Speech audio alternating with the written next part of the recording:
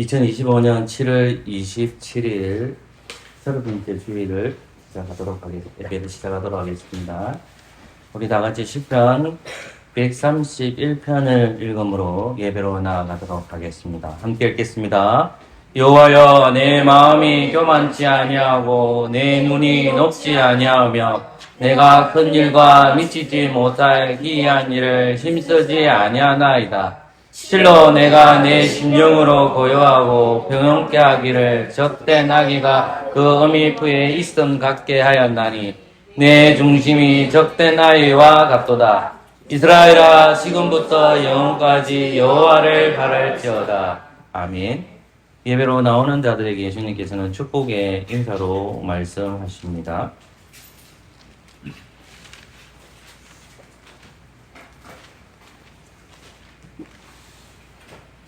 하나님의 사랑하심을 입고 성도를 부르심을 입은 모든 자에게 하나님 우리 아버지와 주 예수 그리스도를 쫓아 은혜와 평강이 있기를 원하노라. 아멘. 다 같이 찬송가 1장을 찬양합니다. 새 찬송가도 1장입니다.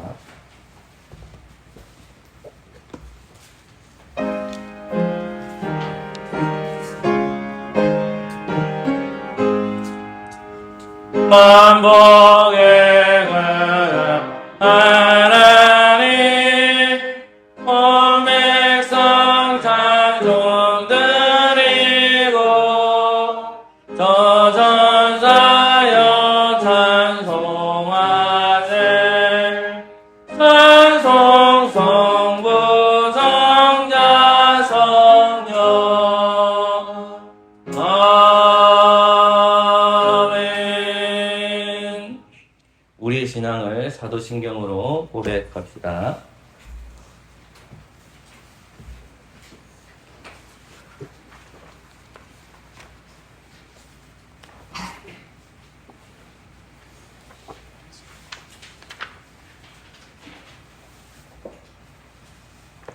네, 다 함께 삼위일체 하나님을 고백합시다. 나는 전능하신 하나님 아버지 천지의 창조주를 믿습니다. 나는 그분의 독생자 우리 주 예수 그리스도를 믿어오니 그분은 성령으로 잉태되셔 공정녀 마리아에게서 나셨고 본디오 빌라도 지하에서 고난 당하시고 십자가에 달리시고 죽으시고 장사되시고 엄부에 내려가셨으며 사흘 만에 죽은 자들로 부활하셨고 하늘에 오르셨고 전능하신 하나님 아버지의 우편에 앉아 계시는데 거기로부터 산 자들과 죽은 자들을 심판하러 오실 것입니다. 나는 성령을 믿습니다. 나는 거룩한 공교회와 성도의 교제와 사제와 육의 부활과 영생을 믿습니다. 아멘. 신명기 말씀입니다. 5장 6절에서 21절까지입니다.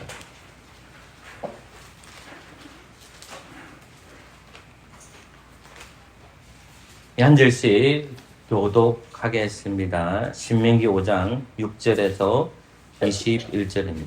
제가 먼저 하나님 말씀 읽겠습니다. 나는 너를 애굽 땅에서 종되었던 집에서 인도하여 낸 너희 하나님 여호와로라.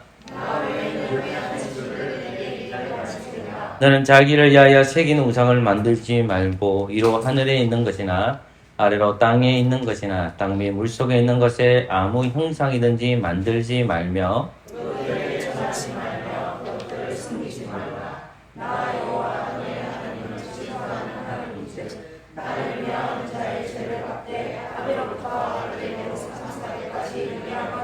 나를 사랑하고 내 계명을 지키는 자에게는 선대까지 은혜를 베푸느니라.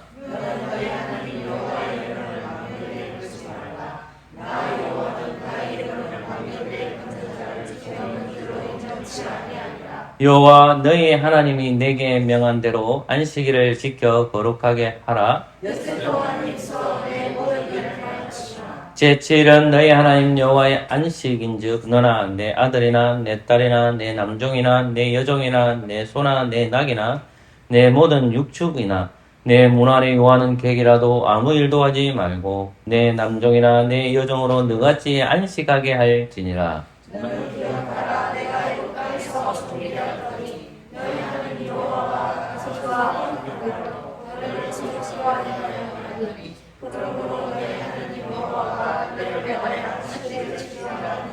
너는 너희 하나님 여호와의 명한 대로 내 부모를 공경하라. 그리하면 너희 하나님 여호와가 내게 준 땅에서 내가 생명이 길고 복을 누리리라.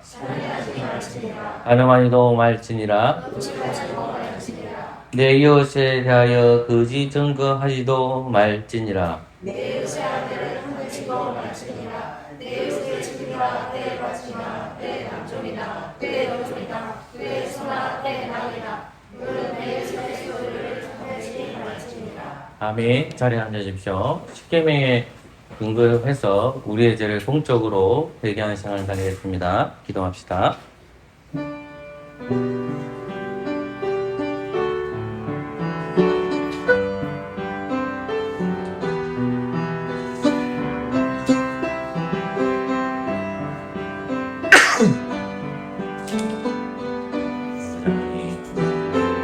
저희 오늘 예배에 영광과 주시옵소서. 예수님의 이름으로. 회개하는 자에게 주님께서는 사죄를 선포하십니다. 여호와께서 말씀하시되 오라 우리가 서로 변론하자. 너희 죄가 주온 같을지라도 눈과 같이 희어질 것이요 진호같이 붉을지라도 얌틀같이 되리라. 아멘. 감사의 찬송입니다. 10편 20편입니다. 20편 부르기에 앞서서 첫째 마디와 둘째 마디에 보면 4분 쉼표가 나오는데 그 4분 쉼표 없이 부르시면 됩니다. 10편 20편 찬양하겠습니다. 1절과 2절만 찬양하겠습니다.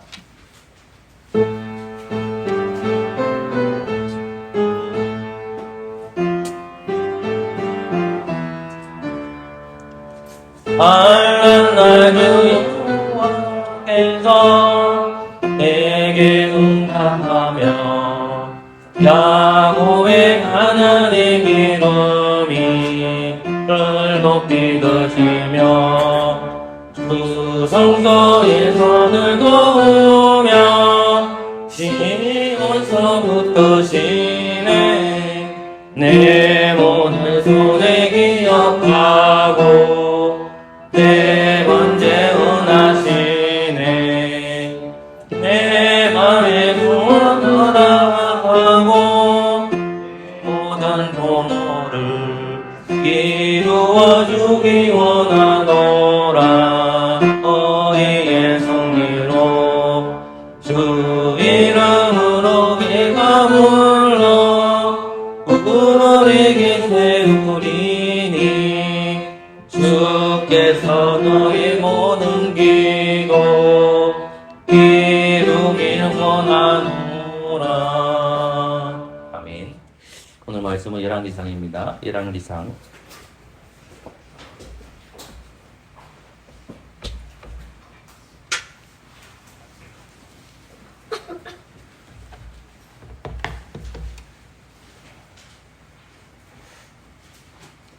8장 29절에서 30절 말씀입니다. 8장 29절에서 30절.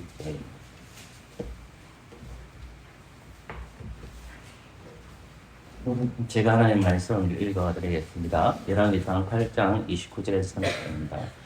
주께서 전에 말씀하시기를 내 이름이 거기 있을 하신 곳 이절을 향하여 주의 눈이 주야로 보시며 종이 이곳을 향하여 비는 기도를 들으시옵소서.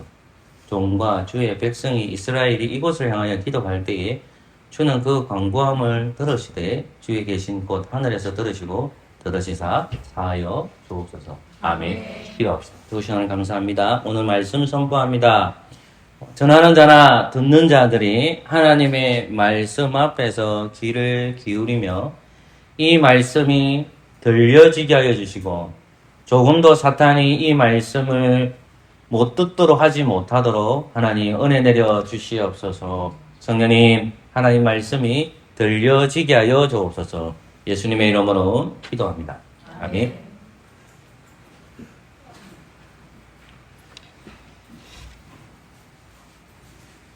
오늘 말씀은 예배와 기도와 밀접한 연결성을 가지고 있습니다. 우리가 보통 하나님 앞으로 나옵니다. 그 나오는 것은 예배 드리기 위해서 나옵니다. 그리고 우리는 개인적으로 하나님 앞에 기도할 때에 누구의 이름으로 기도합니까? 대부분의 그리스도는 아니에요. 100%의 그리스도인은 반드시 성인의 이름을 드는 것이 아니라 우리의 중보자로 오신, 영원한 중보자로 오신 예수님의 이름으로 기도합니다. 라고 우리는 기도합니다. 왜 우리는 예배드리기 위해서 이 자리에 모여 있고, 또 우리는 기도할 때에 예수 그리스도 이름으로 기도해야 될까요? 목사님이 시키니까 하고, 뭐 교회 선배님들이 그렇게 하니까, 전통이 그렇게 하니까 그렇게 하는 걸까요? 우리는 개혁주의 신앙을 하고 있기 때문에 하나님 중심, 성경 중심, 교회 중심, 특별히 우리는 성경이 무엇을 말하는지를 살펴봐야 됩니다. 우리가 예배당에 모여서 예배를 드리는 것과 그리고 기도하는 것이 왜 그렇게 하는지를 성경 말씀을 통해서 살펴봐야 됩니다. 종종 저는 젊은 시절 때에 예배당에 대한 생각들을 믿음의 선배들로부터 들었습니다. 물론 그것이 틀린 말은 아니지만 성경으로 돌아가면 사실 바른 말은 아닙니다. 예배당 건물을 하나님의 성전으로 생각할 때가 있습니다. 부모들은 어린아이들 보면서 이렇게 종종 얘기하죠. 이 예배당은 하나님의 성전이기 때문에 귀하게 써야 된다라고 말합니다. 때때로 우리는 설교 강단에서 올라가거나 뛰면 하나님의 성소를 더럽힌다고 생각합니다. 근데 우리 마음에는 예배당에 있는 기구들이 손실되고 또 귀하기 때문에 그렇게 하는 마음은 이해는 되지만 이 예배당이 하나님의 성소이거나 하나님의 성전이라고 우리도 모르게 이야기하는 것을 듣게 됩니다. 저도 그렇게 들었고 그렇게 자라왔습니다. 많은 믿음의 부모들 중에서는 이 성전을 보면서 하나님의 집이고 하나님의 거하신 곳으로 생각을 합니다. 하지만 그것이 성경적이냐라고 질문하면 성경은 그렇게 말하고 있지 않다는 것입니다. 오늘 우리는 그렇다면 왜 우리는 이곳에 모여 있고 우리는 왜 예수 그리스도의 이름으로 기도할까요? 그 이유를 오늘 말씀을 통해서 살펴보도록 합니다. 열왕기상 8장은 솔로몬의 시대 때 주어진 말씀입니다. 주전 10세기 때에 활동한 다윗의 아들인 솔로몬이 말년에 갔을 때는 하나님을 바르게 섬기지 못했지만 40년의 통치 기간에서 자란 기간도 있었다는 것입니다. 그 자란 기간 동안에 솔로몬이 한 것이 뭐냐면 자신의 궁전을 짓고 나서 예루살렘 성전도 짓습니다. 그러면 이 예루살렘 성전 기간이 7년 동안에 짓게 되거든요. 예루살렘 성전을 짓고 나서 봉헌합니다. 하나님께 드려지거든요. 하나님께 드려지는 그 봉헌식이 몇 장에 기록되어 있느냐? 조금 읽었던 열왕기상 8장의 내용입니다. 그러니까 이 건물을, 이 성전을 하나님 앞에 드립니다 하면서 하는 내용들이 열왕기상 8장의 전반적인 내용입니다. 이것은 3000년 전에 벌어졌던 이야기입니다. 그렇다면 열왕기상 8장 29절과 30절 말씀은 제가 여러분들에게 종종 들려주신 말씀에 들어가 있기도 합니다. 8장 29절과 30절 말씀 한 번만 더 한번 읽어봅시다. 29절과 30절 말씀 같이 읽겠습니다. 시작. 주께서 전에 말씀하시기를 내 이름이 거기 있으라 하신 곳 이 전을 향하여 주의 눈이 주야로 보시며 종이 이곳을 향하여 미는 이들을 들으시옵소서. 종과 주의 백성 이스라엘이 이곳을 향하여 기도할 때 주는 주위에 계신 곳 하늘에서 들으시고 들으시사 사하여 주옵소서. 아멘. 지금 솔로몬은 성전 봉헌을 하면서 주의 종이라는 말이 나오고 주의 백성이 나옵니다. 이 주의 종이라는 것은 솔로몬을 지칭하고 이 솔로몬이 이곳을 향하여 기도하면 들어달라고 합니다. 또 이스라엘 백성들이 이곳을 향하여 기도하면 들어달라고 합니다.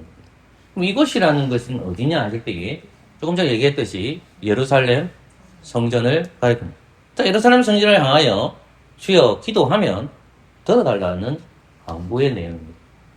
중보자인 솔로몬과 그리고 이스라엘 백성들이 하나님 앞에 예루살렘 성전을 향해서 바라보며 어느 곳에 있더니가 그 형상을 향해서 바라보고 기도하면 그 기도를 들어달라는 내용. 그렇다면 솔로몬은 왜 이런 것들을 기도할까요? 그것은 하나님께서 예배의 장소와 예배의 방향을 정하셨기 때문에 그렇습니다. 우리가 정하는 것이 아니라 솔로몬이 정하신 것이 아니라 중보자들이 정하는 것이 아니라 하나님께서 예배 드릴 장소와 예배의 방향을 가르쳐 준 겁니다. 그래서 이스라엘 백성들은 그 예배 장소에 모이고 그리고 예배의 방향을 향해서 기도한다는 것입니다. 그러면 솔로몬은 이 말씀을 어디에 근거해서 말씀을 하셨을까요? 우리는 늘 성경을 읽을 때마다 하늘에서 뚝 떨어졌다라고 생각하면 안 됩니다.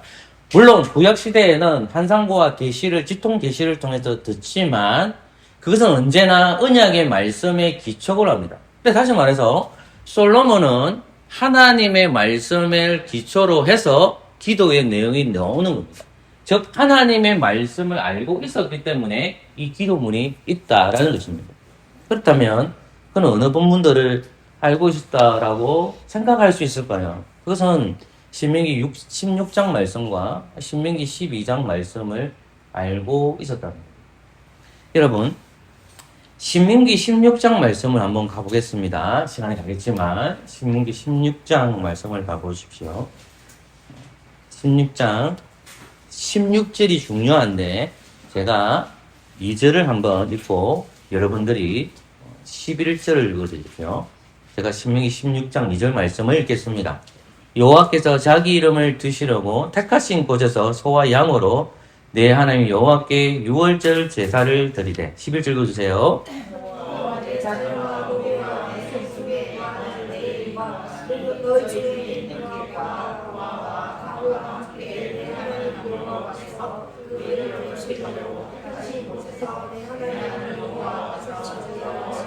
아멘. 2절 말씀은 6월절 날에 하나님 택하신 곳에서 예배를 드리라. 11절 말씀은 아마 맥주절일 겁니다.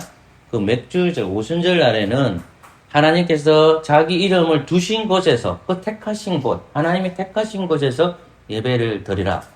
그리고 이제 16절은 초막절과 관련되어 있는데 6월절과 맥주절을 다 묶어서 이야기합니다. 16절 말씀을 같이 읽겠습니다. 시작. 너희 가운데 모든 남자는 1년에 3번 무교절과 시칠절과 초막절에 내 하나님 여호와 신 곳에서 여호와를 배울 때 빈손으로 여호와를 배우지 말고. 아멘. 자, 이스라엘 남자들 조금 확장시키면 이스라엘 백성은 무교절, 맥주절을 가리킵니다. 그냥 빨리 넘어갈게요. 칠칠절과 초막절. 자, 3대 절기는 반드시 그들은 어디로 가야 되냐면 하나님께서 말씀하시는 그 예배 장소 가서 예배를 드리라는 말씀을 언급하고 있다는 것입니다. 근데 여기서 우리가 하나 더 본문을 찾아야 될 게 뭐냐면 신명기 12장 말씀입니다. 여러분 신명기 12장으로 한번 가보십시오. 몇 장만 넘기시면 되죠. 신명기 12장 1절 말씀을 같이 읽겠습니다. 신명기 12장 1절입니다. 시작. 내 열조의 하나님 여호와께서 내게 주셔서 얻게 하신 땅에서 내가 평생에 지켜 행할 규례와 법도는 이러하니. 아멘. 지금 신명기 말씀은 늘 하는 말씀이지만 모세가 모압 평지에서 하나님의 말씀을 듣는데 이 말씀이 하나님의 말씀이라는 겁니다. 법이라는 겁니다.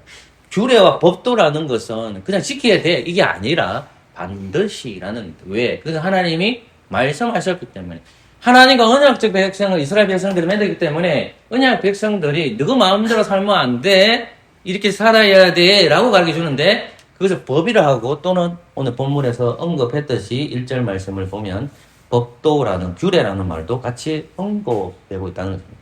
근데 21절 말씀에 이런 말씀이 나옵니다. 다시 읽어볼까요? 시작. 만일 내 하나님 여호와께서 자기 이름을 두시려고 택하시는 곳이 내게도 멀거든. 거기까지 옵니다. 신명기 조금 읽었던 12장 1절부터 쭉 읽어보면 그것도 무슨 내용이냐면 하나님의 택하신 곳에서 예배를 드리라는 내용이 주를 이루고 있습니다. 그러니까 하나님은 이 자기가 택하신 곳에서 예배를 드리라는 것이 12장도 나오고 16장도 나옵니다. 자, 이스라엘 백성들은 아무 데 나가서 예배를 드리는 것이 아니라 하나님께서 정하신 곳에서 예배를 드리라는 겁니다. 그게 가장 핵심이죠. 그런데 신명기 16장의 말씀을 보면 하나님이 택하신 곳에서 예배를 드려야 되는데 이것을 향하여 기도하면 내가 들어줄게, 그 구절은 잘 등장하지가 않습니다. 신터가 조금 전에 읽었던 신명기 12장 21절 말씀을 보면 초반부 이 말씀 나오죠. 내 하나님 여호와께서 자기 이름을 두시려고 택하신 곳에서 내게서 뭐 되죠? 멀거든. 핵심이 뭘까요?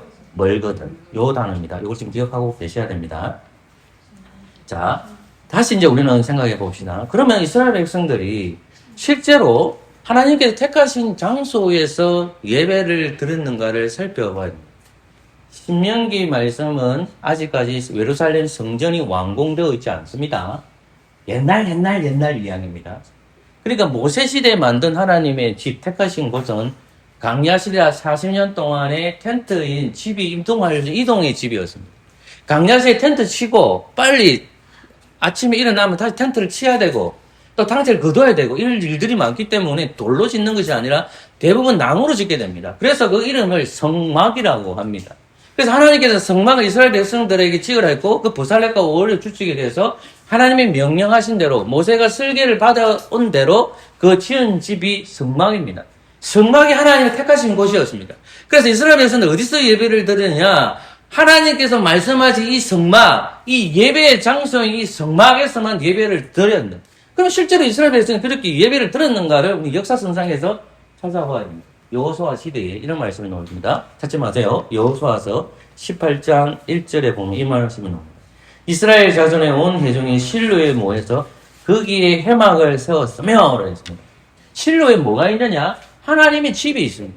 실로에 뭐가 있느냐? 하나님의 집이 있다라고 얘기합니다. 그리고 사사기 18장 31절인 구절을 나옵니다. 하나님의 집이 실로에 있을 동안에 하나님의 집이 어디 있느냐? 실로에 있습니다. 하나님의 집이 실로에 있습니다. 그곳은 어느 곳이냐? 실로입니다. 뭐 하는 장소냐? 예배하는 장소입니다. 그럼 이스라엘 백성들이 어디로 모여야 됩니까? 당연히 어디로 모여야 됩니까?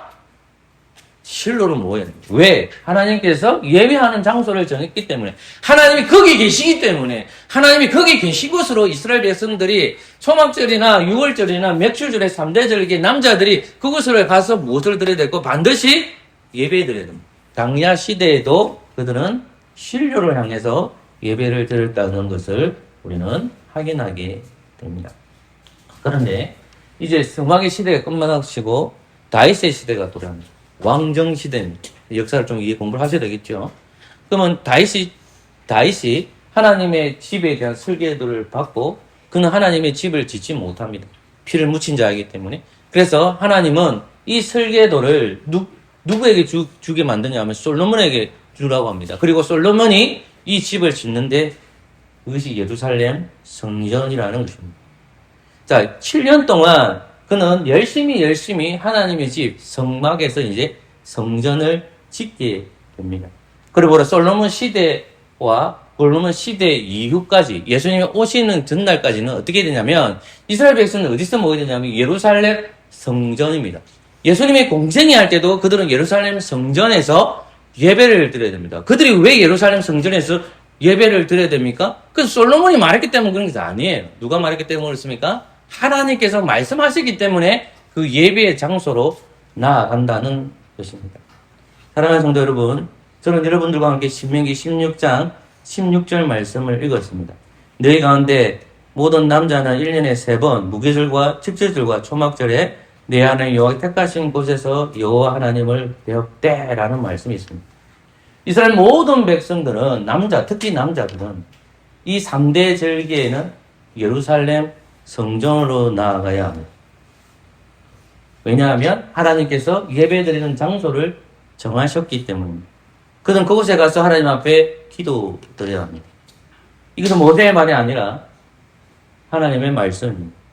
이스라엘은 하나님의 종이며 하나님의 백성입니다. 그들은 어디로 가야 될까요? 그들은 구원받은 교회를 하나님으로부터 받았기 때문에 구원받았습니다. 구원받은 이스라엘이 됐습니다. 구원받은 이스라엘이 예배하는 공동체라는 것을 가르쳐 줍니다. 너희들이 거점이 있느냐? 구원받았지. 구원받은 결과로 너희들은 누구를 위해 살아야 되는 걸 알립니다. 너희들은 그 예배 장소에서 중심이 되어 있는, 하나님 앞에 나와서 예배 드려야 된다는 겁니다. 너희들은 종이고 나는 주인이라는 개념이 예배 속에 들어가 있는 거예요. 예배 장소를 정해줄게. 너희들 그 예배 장소에 나와서 너는 종이고 나는 하나님이야, 나는 주인이야 라는 것을 가르쳐줍니다. 그래서 모든 이스라엘 남자들은 어디로 향해야 되냐? 20세 이상 남자들은 예루살렘으로 나아가야 됩니다. 무엇을 하기 위해서요? 예배를 드리기 위해서. 그런데 솔로몬이 29절과 30절 말씀에서 이제 이 말씀을 하고 있는 거예요. 다시 열왕기상 8장으로 돌아가겠습니다. 29절과 30절 말씀. 주께서 전에 말씀하시기를 내 이름이 거기 있으리라 하신 곳 이 성전을 향하여 내 이름이 거기 있으리라. 신명기 12장과 신명기 16장 말씀을 누가 지금 얘기하고 있죠? 솔로몬이 얘기하고 있는 겁니다. 주께서 전에 말씀하시기를. 솔로몬이 하나님의 말씀을 아는 사람입니까? 모르는 사람입니까? 아는 사람이에요. 하나님의 말씀을 알고 있었다는 거죠. 하나님의 말씀을 마음에 두고 있다는 거죠. 하나님의 말씀을 마음에 새겨놨다는 거죠. 하나님의 성전을 봉헌할 때에 드디어 그 성전이 지금 하나님 앞에 들어지는 거잖아요. 7년의 공사기간을 마치고 하나님 앞에 이제 건물이 완성됐단 말입니다. 이 돌 성전이 이제 완성돼 움직이지가 않습니다. 이 성전, 너무나도 웅장한 성전, 화려한 성전이 완성이 되었습니다. 그 안에 지성소도 있고요. 그 안에 성소도 있고요. 그 안에 뜰도 있습니다. 그 뜰, 모든 것이 만들어진 그것이 이제 하나님 앞에 들어진다는 거예요. 중보자로 부르심을 받은 솔로몬이 하나님 앞에 나와서 들어지는데 29절과 30절 말씀을 8장에서 하고 있다는 것입니다. 주께서 전에 말씀하신 내 이름이 거기서 하신 것이 이 성전을 향하여 주의 눈이 주야로 보시며 주의 종이 이것을 향하여 비는 기도를 들어소서. 주의 종과 주의 백성이 이것을 향하여 기도할 때에 그 간구함을 들으시되 주께서 계신 곳 하늘에서 들으시고 들으시사 사하여 주옵소서라고 합니다. 사하여 주옵소서. 뭐를 사하여 주는 말입니까? 죄를 사하여 달라는 말입니다. 자, 그럼 생각해 보세요. 이것을 향하여 비는 기도도 있잖아요. 하나님께서 신명기 12장 말씀과 신명기 16장 말씀에, 특별히 16장 말씀은 예배의 장소를 가르쳐주고, 신명기 12장 말씀은 약간의 힌트를 줍니다. 먼 데 있는 사람. 내 이름이 있는 곳에서 먼 데 있는 사람하고 그 다음 설명이 안 나와요. 근데 솔로몬이 설명을 해줍니다. 무엇을 설명해주나? 그 먼 데 있는 사람이 어디를 향해서 기도하면 들어달라는 말입니까? 예루살렘 성전을 향하여 기도하면 들어달라는 거예요. 그러므로 우리는 신명기 16장 말씀도 중요하지만 신명기 12장 말씀도 중요하다는 거예요. 12장 21절 말씀에 안 찾아야 됩니다. 아까 찾던 구절이기 때문에 만일 내 하나님 여호와께서 자기 이름을 두시려고 택하신 곳에서 내게서 멀거든 하고 신명기 12장은 하나님께 택하신 곳에서 예배를 드릴 것을 가르치는 본문입니다. 자, 그렇다면 이 멀다라는 기준을 생각해 봐야 됩니다. 자, 멀다라는 개념을 성경이 참 명쾌하게 알아요. 그럼 우리 유추할 수 있습니다. 무엇을 통해서요? 성경을 통해서. 자, 이스라엘이 먼다는 개념이 뭐냐면 이스라엘이 하나님을 버릴 때입니다. 그때 먼다라는 개념이 들어가요. 두 번째로 뭐냐면 이스라엘이 포로로 잡혀갔을 때입니다.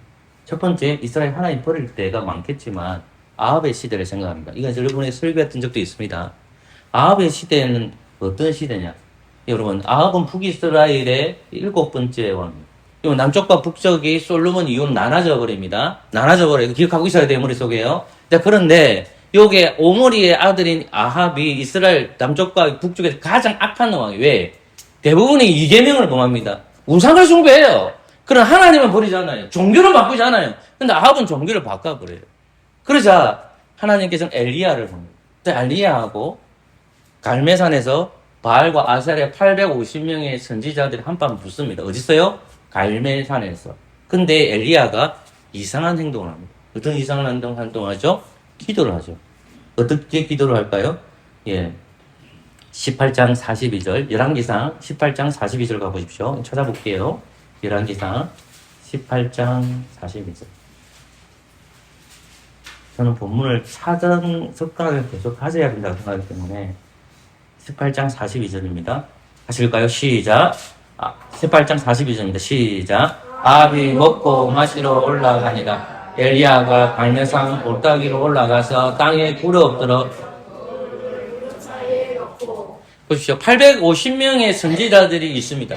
모든 사람들의 북쪽에 있는 사람들이 지켜봅니다. 지금 남쪽은 유다 나라입니다. 그러면 이 아합의 시대 때 850명의 선지자들이 모였습니다. 그들은 하나님을 다 버렸습니다. 이스라엘 북쪽에 있는 사람들 하나님을 섬기지 않습니다. 바알과 안세랑을 섬깁니다. 하나님은 온데간 데가 없습니다. 아합 왕도 하나님을 섬기지 않습니다. 자, 그런 가운데 850명의 선지자들과 지금 엘리야가 한판 붙는데 엘리야가 어떻게 하냐면 그 갈멜산 꼭대기에서 기도했다는 말입니다. 기도하는데 이상한 기도하죠. 그 얼굴을 보세요. 꼭대기로 올라가서 땅이 뭐 됐죠? 울어 엎드려 그랬습니다. 땅에 엎드렸습니다. 그리고 어떻게 합니까? 그 얼굴을 무릎 사이에 넣습니다. 자, 그러면 우리가 생각할 때 엘리야의 인물과 그 다음에 솔로몬의 인물이 있습니다. 그럼 우리가 생각을 해야 됩니다. 여러분 항상 생각하셔야 돼요. 뭘 생각하냐? 시대를 생각해야 됩니다. 엘리야가 먼저 존재하는 인물이 아니고 솔로몬이 먼저 있고 누가 있는 거예요? 엘리야가 있는 거예요. 그러면 엘리야는 솔로몬이 주신 말씀도 기억하고 있고 모세에게 전한 말씀도 기억하고 있는 거죠. 그러니까 지금 엘리야에는 하나님의 계시의 말씀을 직접 받은 사람이지만 그의 손에는 무엇이 있냐면 하나님의 말씀이 있죠. 하나님의 말씀이 있으니까 이 거짓된 선지자들이 이길 수 있는 유일한 방법은 뭐냐면 하나님 옆에 매달려야 되는 거예요. 왜? 이스라엘 공동체, 북이스라엘 공동체는 죄의 공동체가 됐으니까. 왕이 타락했으니까요. 지도자들이 타락했으니까요. 바알과 아세라를 섬기니까요. 그러니까 하나님 앞에 매달릴 수밖에 없잖아요. 죄를 사해달라고. 하나님 앞에 매달릴 수밖에 없잖아요. 그러니까 기도하는 방법이잖아요. 기도하는 방법이야. 어떻게 기도하는 말입니까? 지 마음대로 기도하는 말이 아니라 하나님께서 말씀하신 대로 기도한다는 거예요. 그러니까 엘리야의 방법은 뭐예요? 하나님께서 가르쳐 주셨잖아요. 어디를 향해서? 예루살렘 성전을 향해서. 하나님의 택하신 곳을 향해서. 엘리야는 먼 데 있었던 겁니다. 그 먼 데 있었기 때문에 이스라엘 백성들이 하나님을 버린 시대였기 때문에 그 버린 시대에 하나님 앞에 매달리는 사람이 있었다는 겁니다. 그게 누구냐? 엘리야입니다. 엘리야는 하나님이 주신 약속의 장소를 향해서 갈 수가 없기 때문에 솔로몬의 기도를 기억합니다. 그리고 어떻게 할까요? 그 예루살렘 성전을 향해서 무릎을 꿇고 그리고 자기 머리가 밑으로 들어가서 하나님 앞에 기도하는 행위를 하는 것입니다. 여러분, 우리는 이 말씀을 하나 더 기억하고 있지 않습니까? 이스라엘 백성들이 오시게 말씀을 만들지 않습니다. 북이스라엘이 주전 722년도에 멸망을 했습니다. 그리고 남쪽 나라가 조금 더 길게 유지됩니다. 주전 586년도에 남쪽 나라인 유다도 멸망합니다. 근데 하나님께서는 포로로 남쪽의 백성들을 잡아가는데 그 포로로 잡혀가는 사람들 중에서 다니엘이라는 인물이 있습니다. 다니엘은 주전 6세기 인물입니다. 솔로몬은 10세기 인물입니다. 400년이 지났습니다. 자, 그러면 바벨론이 와서 이스라엘 남쪽에 있는 이스라엘 백성들이 똑바로 안 하니까 무엇을 파괴했을까요? 바벨론 왕 느부갓네살이 와서 어디를 파괴시킵니까? 주왕 성소를 파괴합니다. 그게 어디죠? 예루살렘 성전. 건물이 파괴됐습니다. 여러분, 홍수 잘 생각해 보세요. 집이 무너지고 아무것도 없는 거예요. 이스라엘 백성들은 메카가 어디예요? 중심이 어디예요? 예루살렘 성전이잖아요. 그 예루살렘 성전이 뭐가 됐다는 말입니까? 폐허가 됐다는 거예요. 파괴됐다는 말이에요. 무너졌다는 말이에요. 예루살렘 성전이 없어요. 파괴돼 버렸어요. 근데 다니엘이 역대 왕들마다 이 다니엘을 좋아합니다. 그래서 신하들이 이 다니엘을 싫어합니다. 그래서 왕의 조서를 꾸며서 이제 며칠 동안만 기도하지 못하게 합니다. 근데 다니엘은 어떻게 하죠? 하나님 앞에 나와서 어떻게 했을까요? 왕이 도장에 찍혀 있음에도 불구하고 문을 활짝 열어놓고 그는 기도합니다. 여러분, 다니엘서 6장 10절 말씀입니다. 다니엘서 6장 10절 말씀을 찾아보십시오. 이 구절은 중요해서 그렇습니다. 다니엘서 6장 10절입니다. 6장 10절 말씀 같이 읽을까요? 다니엘서 6장 10절 말씀입니다. 같이 읽겠습니다. 시작.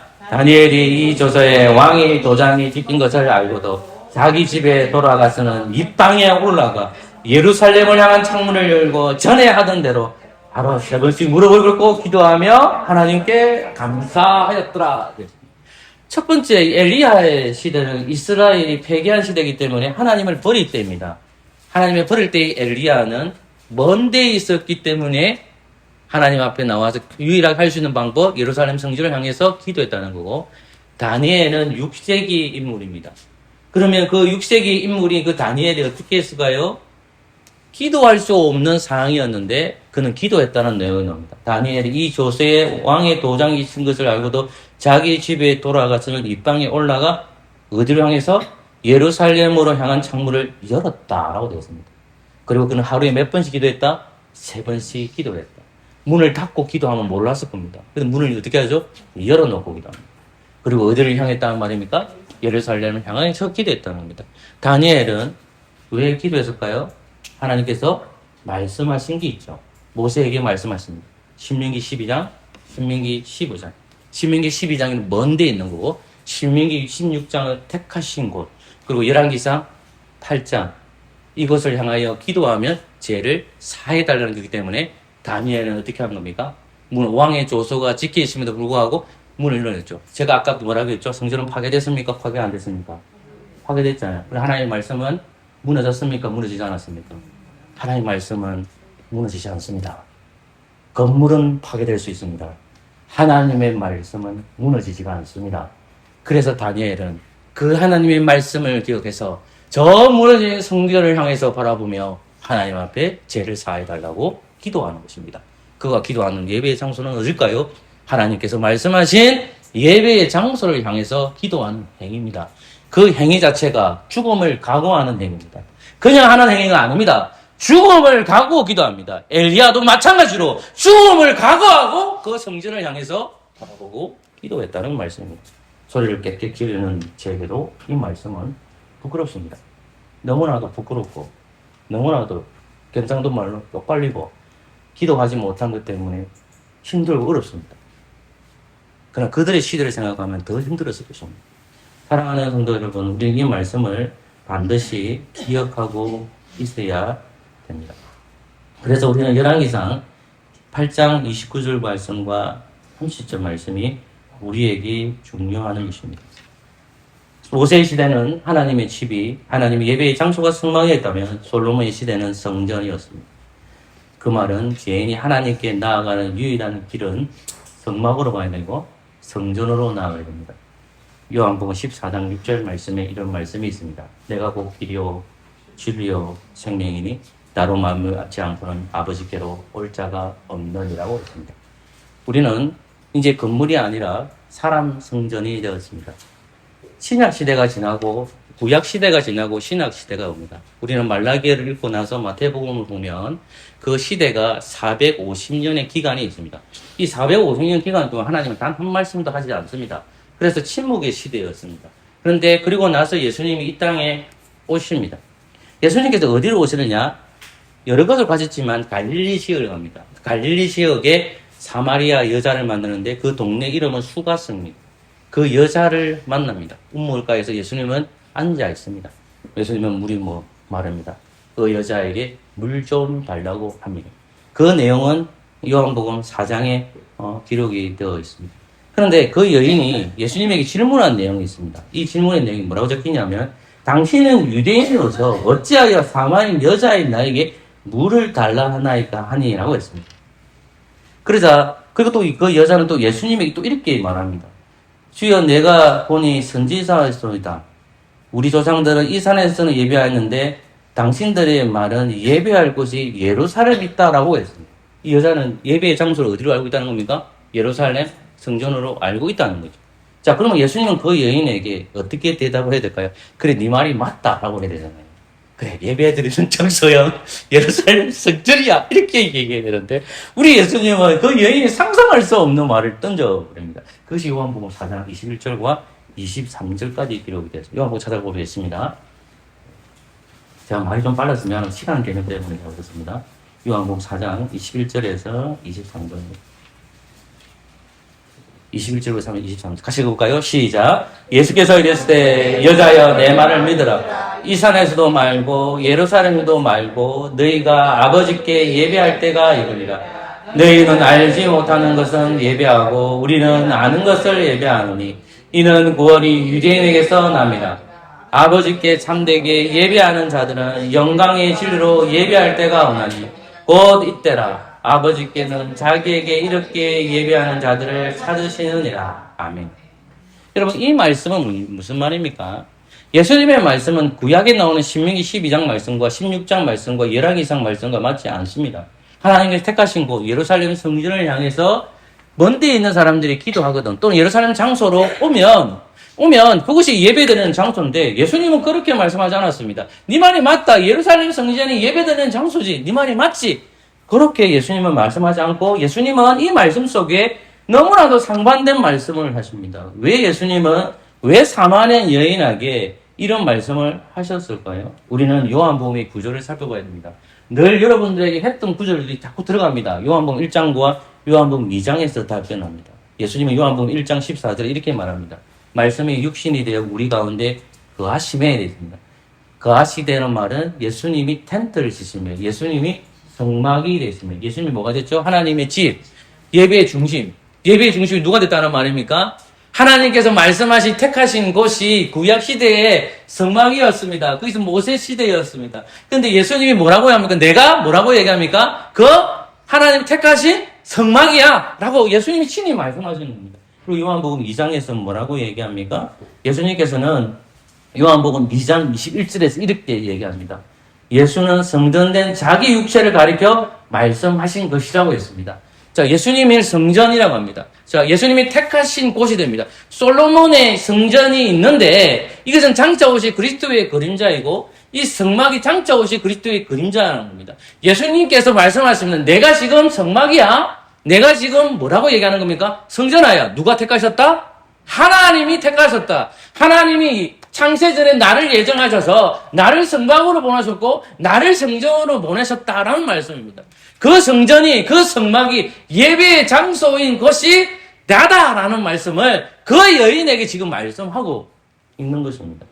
사랑하는 성도 여러분, 그래서 요한복음 14장 6절 말씀은 너무나도 우리에게 복음으로 들려집니다. 내가 곧 길이요 진리요 생명이니 나로 말미암지 않고는 아버지께로 올 자가 뭐랬죠? 없느니라. 이렇게 말씀하고 있습니다. 예수님은 참 성전으로 오셨다는 것입니다. 요한복음 14장 13절과 14절을 이렇게 적혀 있습니다. 너희가 내 이름으로 무엇을 구하든 내가 행하리니 이는 아버지로 하여금 아들로 말미암아 영광을 받으시게 합니다. 내 이름으로 무엇이든지 구하면 내가 행하리라. 그래서 우리는 누구의 이름으로 기도할까요? 여러분은 예수님의 이름으로 기도하는 것입니다. 여러분들은 이제는 예배의 장소가 성령님 안에 거하기 때문에 이제 예배 장소가 성막도 아니고 예루살렘 성전도 아닙니다. 왜 그렇습니까? 우리 예수님이 우주의 교회가 되셨고 우주의 성전이 되었기 때문에 그렇습니다. 성령님 안에서 우리가 신부가 되었고 우리가 성전이 되었기 때문에 우리가 예수 그리스도의 이름으로 기도하면 우리 하나님 아버지께 들어주신답니다. 그런데 조건이 있습니다. 조건이 뭘까요? 예수님 이름으로 기도해야 되죠. 그 다음 조건이 뭘까요? 내가 원하는 기도 제목이 아니에요. 하나님의 뜻과 부합되는 기도 제목을 해야 된다는 말씀입니다. 이제 저는 말씀을 정리하라고 합니다. 이제는 교회는 건물이 아니라 성전입니다. 고린도전서 3장 16절에 보면 너희가 하나님의 성전인 것과 하나님의 성령이 너희 안에 거하시는 것을 알지 못하느냐 했습니다. 그리고 사도 바울 선생님은 에베소서 2장 20절에서 이렇게 말합니다. 마지막 구절만 찾아보겠습니다. 에베소서 2장입니다. 요 구절만 보고 예배는 설명하고 마치도록 하겠습니다. 에베소서 2장 20절에서 22절까지입니다. 20절 말씀 제가 읽고 여러분 21절 읽어주시고 22절은 같이 읽겠습니다. 너희는 사도들과 선지자들에 의해 세우심 입은 자라 그리스도 예수 안에서 친히 모퉁이 돌이 되셨느니라. 같이 읽겠습니다. 너희도 성령 안에서 하나님의 거하실 처소가 되게 예수 안에서 함께 지어져 가느니라. 아멘. 21절 말씀을 보면 성전이 되어가고 22절 말씀은 함께 지어져 가느니라고 했습니다. 교회가 성전임을 확인하게 됩니다. 성전이 되어가고 성전으로 자라고 있는 것입니다. 그리고 함께 치어져 가는 겁니다. 함께 건축했다고 합니다. 교회는 하나님의 성전입니다. 이 땅의 새 성전의 건물이 아니라 사람이 성전이 되었습니다. 저와 여러분들이 여러분 속에 누가 거하실까요? 우리 하나님이 거하십니다. 우리 하나님이 거하십니다. 우리 하나님이 여러분 속에, 저 속에 있습니다. 우리 하나님의 성령의 전이 되었습니다. 삼위일체 하나님을 믿고 예수 그리스도를 영접한 모든 사람들이 성전입니다. 우리는 그곳을 가리켜 교회라고 합니다. 우리 자신이 성전이 돼 무엇을 할까요? 저와 여러분들이 성전이 되었습니다. 여러분들이 함께 모여서 무엇을 할까요? 예배를 드립니다. 예배를 드립니다. 우리는 세계 곳곳에서 예배를 드립니다. 이 성전은 누구 안에서 자라갈까요? 성령님 안에서 자라간다는 것입니다. 이제 말씀을 맺도록 하겠습니다. 사랑하는 성도 여러분, 이제는 성전이 건물이 아니라 사람이 되었습니다. 사람이 되었습니다. 그리스도의 은혜로 말미암아 우리 예수님이 성전입니다. 예수님이 우리의 성전의 중심이 되었기 때문에 우리는 이제 어느 곳에 있던 것에 예배를 드릴 수 있고 예수 그리스도의 이름으로 언약의 근거에서 기도하면 하나님께서는 우리의 기도를 들어주신다는 것을 잊지 말아야 됩니다. 우리는 매주일마다 예배 자리로 나옵니다. 그리고 그곳에서 우리는 무엇을 할까요? 우리는 예배 드립니다. 저와 여러분들은 어떤 공동체일까요? 구원받은 공동체죠. 구원받는 공동체가 예배하는 공동체랍니다. 예배를 드리지 않는 공동체는 하나님의 약속을 믿지 못하는 겁니다. 우리는 하나님의 집에 모여 그리스도의 성전이라는 곳에서 모여서 예배 드리는 공동체라는 기도를 하시고 예배 드리시고 흩어질 때는 하나님 말씀과 더불어서 기도하는 저와 여러분 되시기를 소망합니다. 아멘. 찬송하겠습니다.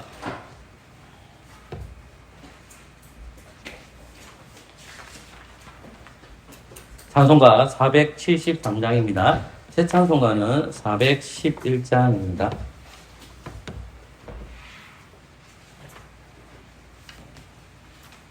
(473장입니다)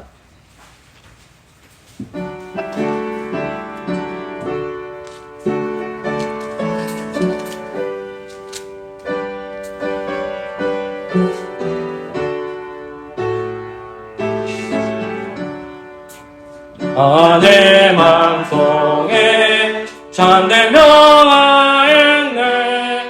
주 예수가 주신 평화. 시련 닥쳐와도 흔들리지 않아. 악이 하나의 평화라. 주가 항상 내 맘속에 주가 항상 계셔. 아 기쁘다. 주 나의 맘에 계셔. 위로하시네. 어찌 내가 주를 너나 살까. 이기한 평화 내가 바꾸보니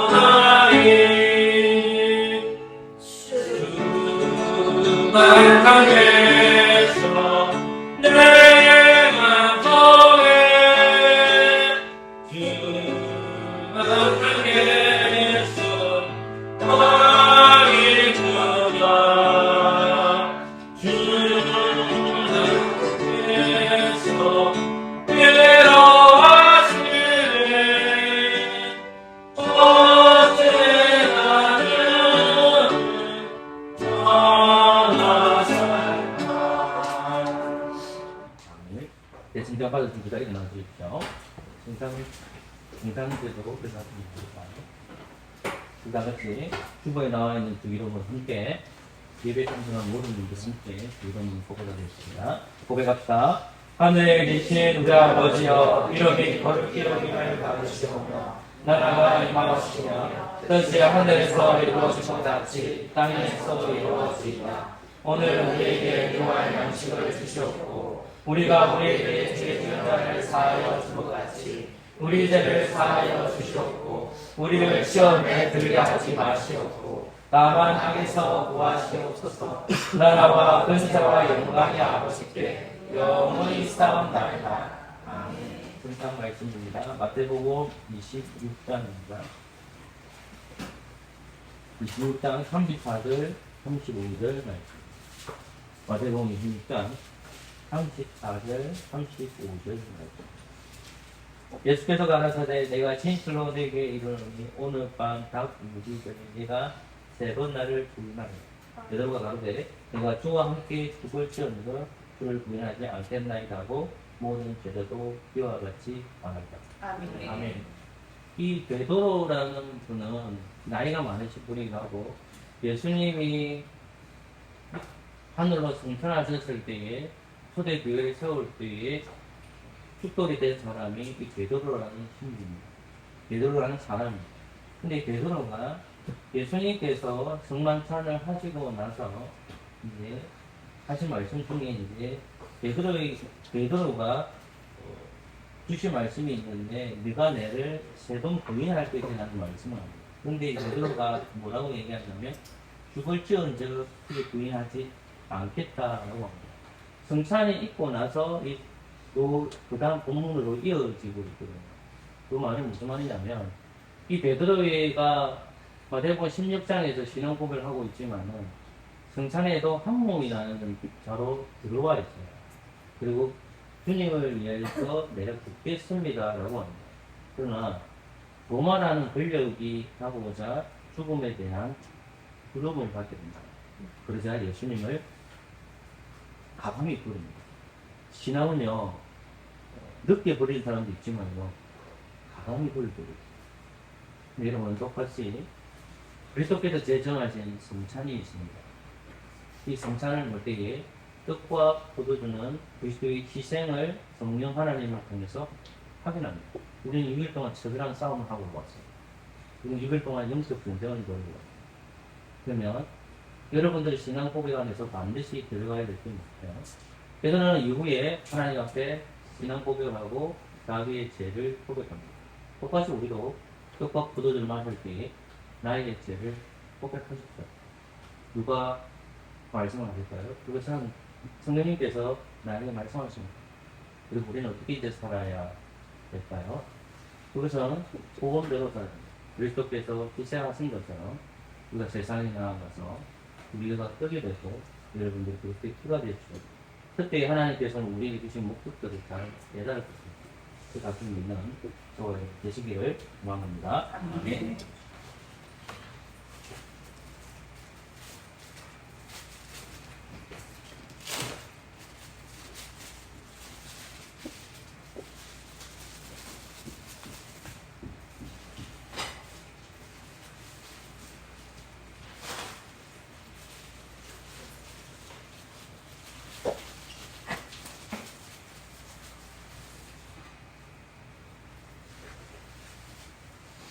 이 떡은 예수님의 몸입니다.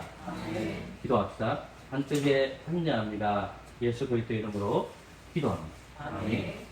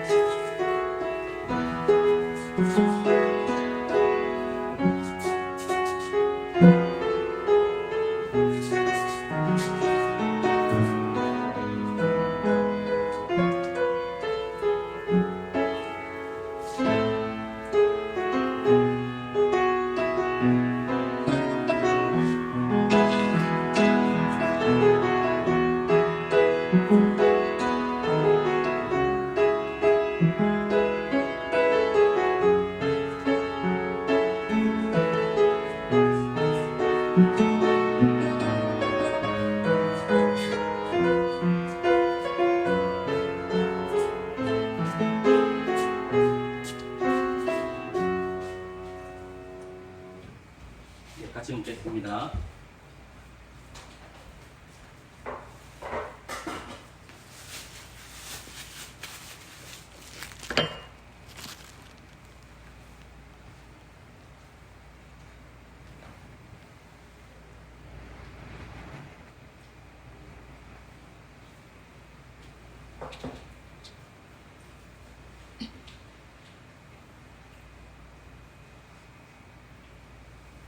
예수 그리스도의 보혈은 예수님의 옆구리에서 흘러나옵니다. 아멘.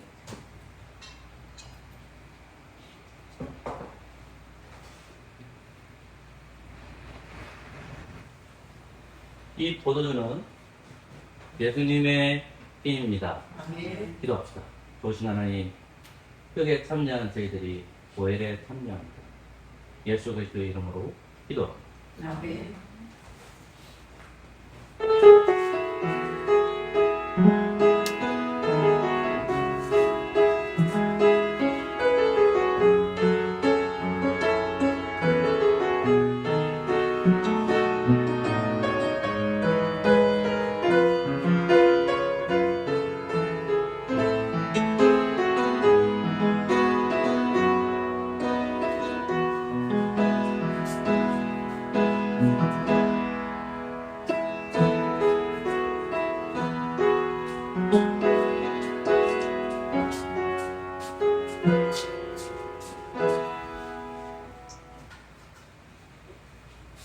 예, 마시겠습니다.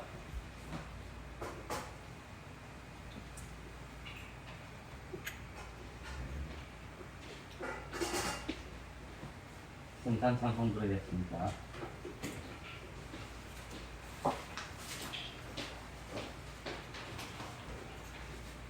찬송가 283장입니다. 찬송가는 227장입니다. 오늘 선생님께서 부산 중금 종사해 주시겠습니다.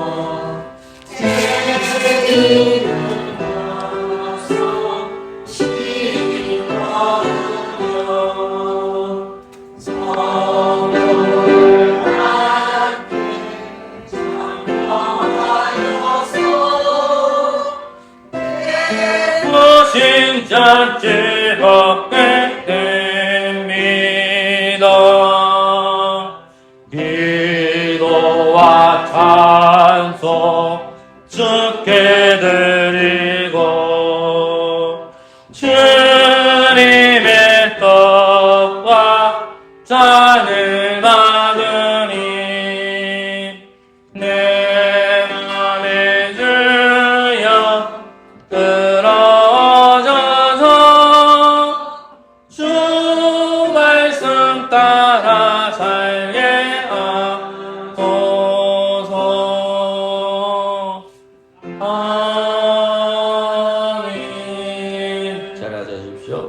기도하겠습니다.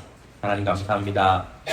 오늘 말씀을 통하여 그리스도께서 우리의 성막이 되시고 우리의 성전이 되시고 우리의 집이 된 것을 믿습니다.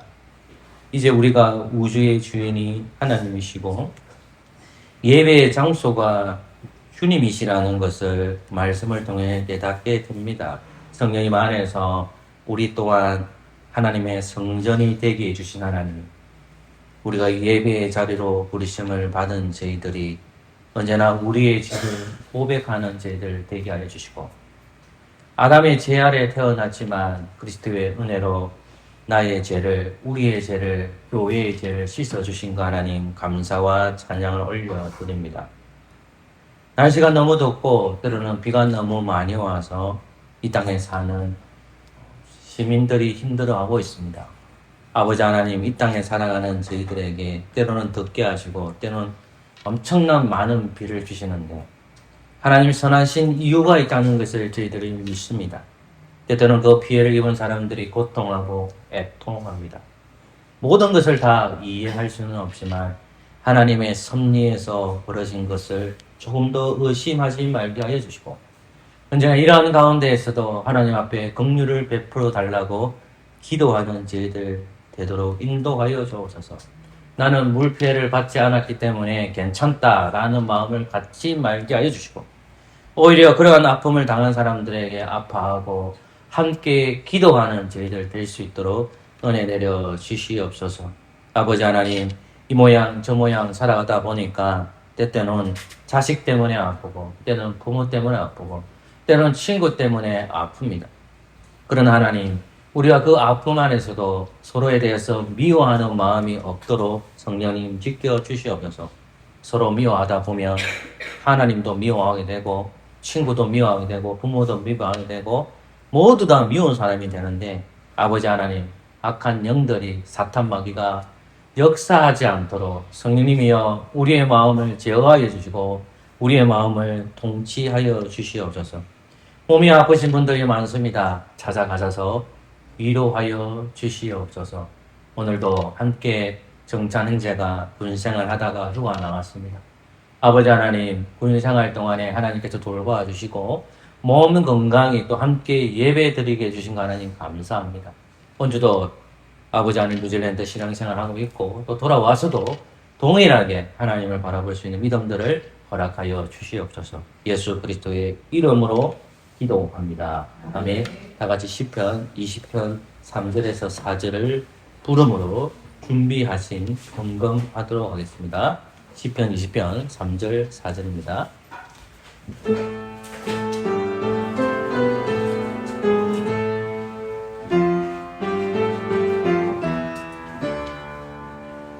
여호와께서 자기에게 이런 구원은 자를 구원하니 이제 내가 구원의 힘으로 그 거룩한 곳 하늘에서 응답하시니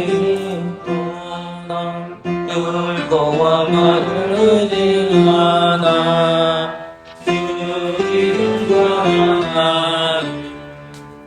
그들은 비틀거리면서 엎드려지지만 우리는 일어나서 바로 곧 일어서도다. 오 여호와 영광소서. 우리가 부를 때에 왕이 응답하옵소서. 응답해 주옵소서.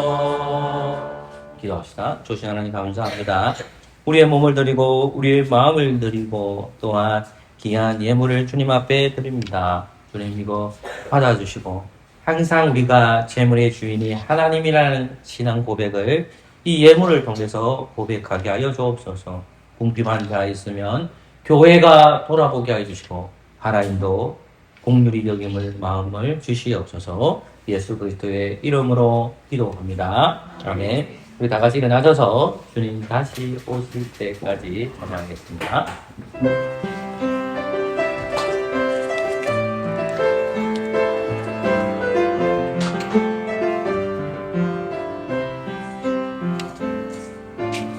주님 다시 오실 때까지 나는 이 길을 가리라.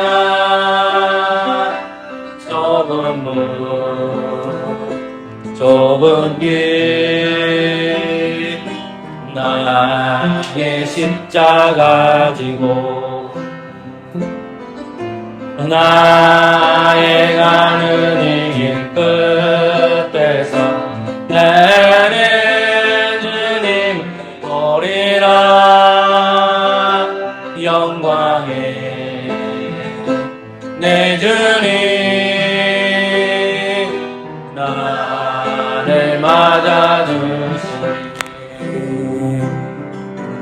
주님 다시 오실 때까지 나는 일어나 달려가리라. 주의 영광 온 땅 덮을 때 나는 일어나 노래하리.